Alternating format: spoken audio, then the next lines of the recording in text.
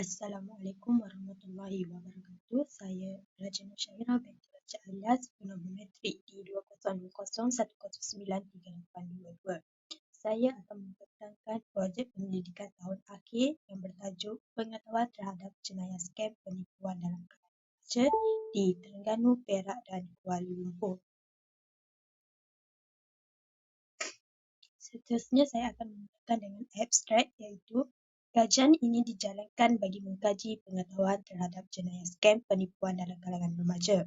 Objektif kajian ini adalah untuk mengenal pasti pengetahuan terhadap jenayah skam dalam kalangan remaja serta mengenal pasti elemen pengetahuan skam dalam kalangan remaja yang dapat mempengaruhi tingkah laku remaja. Lokasi kajian adalah di negeri Terengganu, Perak dan Kuala Lumpur. Kaedah persampulan secara rawat mudah digunakan yang terdiri daripada 200 orang responden dalam bidang pendidikan yang berusia 16 tahun sehingga 25 tahun. Penggunaan borang soal sidik sebagai instrumen kajian, data atau maklum balas daripada kajian yang diperoleh juga dianalisis menggunakan program perisian Statistical Package for Social Science SPSS dan dipapar secara kuantitatif atau secara dalam jadual. Dapatan kajian menunjukkan bahawa terdapat hubungan yang positif dan signifikan antara kelima-lima pemboleh ubah bebas dan pemboleh ubah bersandar. Secara kesimpulannya, semua hasil daripada kajian yang diperoleh adalah tepat menjawab persoalan dan mencapai objektif serta memuaskan dari segi aspek yang dikaji. Oleh itu, adalah penting untuk mengkaji pengetahuan terhadap jenayah skam penipuan bagi mengetahui punca, faktor dan kesan serta mencadangkan kepada pihak berkuasa berkaitan status pengetahuan dan langkah-langkah yang boleh dilaksana. Seterusnya adalah pengenalan, iaitu dawarsa ini, perkembangan yang berlaku di dunia telah memberi peluang dan ruang baharu kepada penjenayah untuk menjalankan modus operandi mereka melalui pelbagai medium. Menurut Murad ETAL 2019, jenayah komersial dapat didefinisikan sebagai jenayah yang melibatkan penipuan wang ringgit dan harta benda. Dengan itu, skam penipuan ialah salah satu jenayah yang bertujuan untuk menipu seseorang daripada wang tunai atau butiran individu. Peningkatan kes jenayah penipuan skam yang berlaku ini disebabkan oleh pelbagai faktor, iaitu peningkatan dalam penggunaan teknologi dan perkembangan ini meningkatkan risiko masyarakat terdedah kepada penipuan terutamanya skam. Menurut A. Malik ETAL 2010, tidak mustahil pelbagai bentuk jenayah yang melibatkan remaja boleh berlaku disebabkan generasi muda masa kini, terutama para remaja, banyak menghabiskan masa dalam dunia cyber. Diharapkan agar kajian ini dapat menyumbang kepada pemahaman yang lebih baik tentang bagaimana pengetahuan tentang penipuan dapat membentuk tingkah laku yang lebih bijak dan berwaspada dalam kalangan remaja. Ini adalah pernyataan masalah. Menurut kajian Santoso 2012, bagaimana pengaruh teknologi baru seperti kecerdasan buatan AI dan teknologi blockchain mempengaruhi taktik penipuan online dan upaya perlindungan konsumer. Yang kedua adalah kajian Muhammad Nizar MA dan Abu Bakar AR 2021, iaitu kajian yang dilaksanakan memberi tumpuan kepada persepsi belia tanpa mengambil kira faktor demografi seperti jantina, bangsa dan latar belakang sosio-ekonomi yang mungkin mempengaruhi persepsi keselamatan. Ketiga iaitu Pichan ETAL 2022. Kajian yang dijalankan mempunyai kawasan kajian yang terhad, iaitu kajian hanya dijalankan di kawasan Bandar Kelang dan Teluk Panglima Garang, Selangor sahaja. Maka dapatan kajian yang diperolehi hanya dapat mewakili populasi golongan belia di negeri Selangor. Oleh itu, kajian yang dilaksanakan ini mengisi jurang-jurang kajian yang terdapat dalam ketiga-tiga kajian tersebut. Seterusnya adalah objektif kajian. Yang pertama, mengenal pasti pengetahuan terhadap jenayah skam penipuan dalam kalangan remaja di Terengganu, Perak dan Kuala Lumpur. Yang kedua, menganalisis elemen pengetahuan skam penipuan yang mempengaruhi tingkah laku remaja di Terengganu, Perak dan Kuala Lumpur. Persoalan kajian pula terdiri daripada apakah pengetahuan terhadap jenayah skam penipuan dalam kalangan remaja di negeri Terengganu, Perak dan Kuala Lumpur. Yang kedua, Apakah elemen pengetahuan scam yang mempengaruhi tingkah laku dalam kalangan remaja di Terengganu, Perak dan Kuala Lumpur? Seterusnya adalah metodologi kajian. Daripada segi instrumen kajian, kajian ini menggunakan borang soal selidik dan mempunyai 7 bahagian, iaitu daripada bahagian A sehingga F mempunyai 7 item soalan dan bahagian G mempunyai 12 item soalan. Seterusnya adalah populasi dan sampel.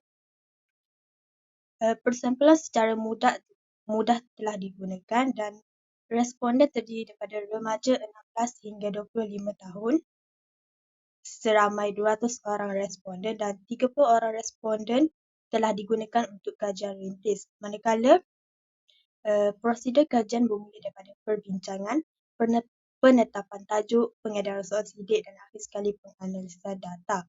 Dan penganalisan data menggunakan SPSS dan mempunyai 2 iaitu analisis deskriptif yang terdiri daripada taburan kekerapan dan peratusan.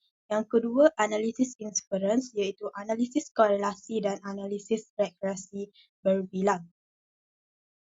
Seterusnya adalah dapatan kajian dan perbincangan. Jadual yang terpapar daripada slide pembentakan adalah ringkasan model regresi berbilang.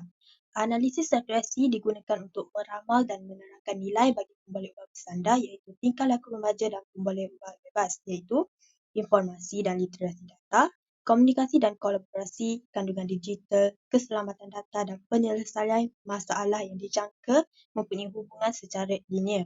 Daripada jadual 1, mencatatkan nilai R dan R square. R ialah koefisien korelasi antara nilai pemboleh ubah bersandar dengan nilai yang diramalkan berdasarkan model regresi ini. Manakala R square pula ialah satu pengukuran umum tentang kegunaan bagi sesuatu model regresi. Ia menjelaskan sumbangan pemboleh ubah bebas terhadap varians dalam pemboleh ubah bersandar. Berdasarkan jadual di atas, skor bagi kajian ini mencatatkan nilai 0.228. Ini bermaksud gabungan pemboleh ubah bebas iaitu elemen informasi dan literasi data, komunikasi dan kolaborasi, kandungan digital, keselamatan data dan penyelesaian masalah boleh meramalkan atau menerangkan sebanyak 22.8% varians dalam tingkah laku remaja. Ini menunjukkan bahawa kelima-lima pemboleh ubah sangat penting dalam menentukan tingkah laku remaja. Seterusnya ialah jadual 2 menunjukkan ANOVA dalam regresi iaitu menjelaskan sama ada model yang dibina ini menghasilkan satu peramalan yang baik tentang kesignifikannya terhadad ramal yang diwujudkan. Jadual tersebut menunjukkan nilai F ialah 11.450 dan nilai P ialah 0.00 iaitu kurang daripada 0.05. Hal ini membuktikan dengan jelas bahawa model yang dibentuk adalah signifikan dan gabungan pemboleh ubah bebas dan pemboleh ubah bersandar adalah sangat sesuai.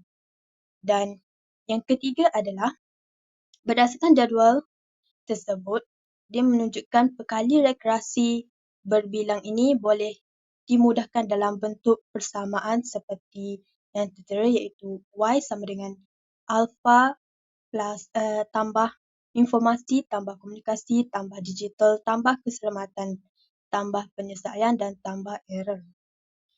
Berdasarkan kepada persamaan 1, didapati kesemua pemboleh ubah bebas iaitu komunikasi, digital dan keselamatan adalah signifikan pada aras keertian 5%, di mana nilai pekali untuk skor komunikasi adalah 0.163, skor digital 0.181 dan skor keselamatan 0.407 dan yang menunjukkan hubungan yang positif.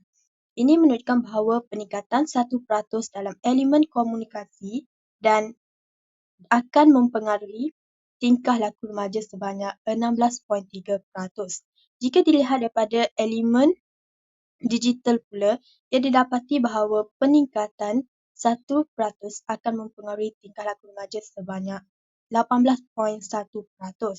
Manakala, peningkatan 1% dalam elemen keselamatan akan mempengaruhi sebanyak 40.7%. Jika dilihat daripada kelima-lima pemboleh ubah bebas didapati skor 900 merupakan skor yang terpenting dalam elemen pengetahuan dalam mempengaruhi tingkah laku remaja. Ini adalah kerana nilai pekali untuk pemboleh ubah ini adalah yang terbesar. Oleh itu, pengetahuan terhadap keselamatan data perlu ditambah baik bagi mempengaruhi tingkah laku dalam kalangan remaja.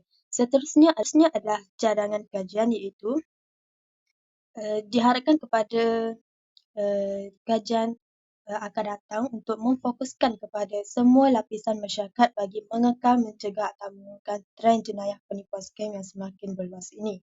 Seterusnya adalah pengkaji akan datang haruslah meneliti faktor yang menyumbang kepada jenayah skam penipuan yang berlaku, dan akhir sekali diharapkan kepada pengkaji akan datang untuk menggunakan pendekatan secara kualitatif dengan melaksanakan temu bual bagi mendapatkan pandangan, perkongsian pengalaman dan nasihat daripada pihak berkuasa. Dan yang terakhir adalah kesimpulan. Kajian ini telah menjawab segala persoalan kajian dan mencapai objektif dan hipotesis kajian yang digariskan.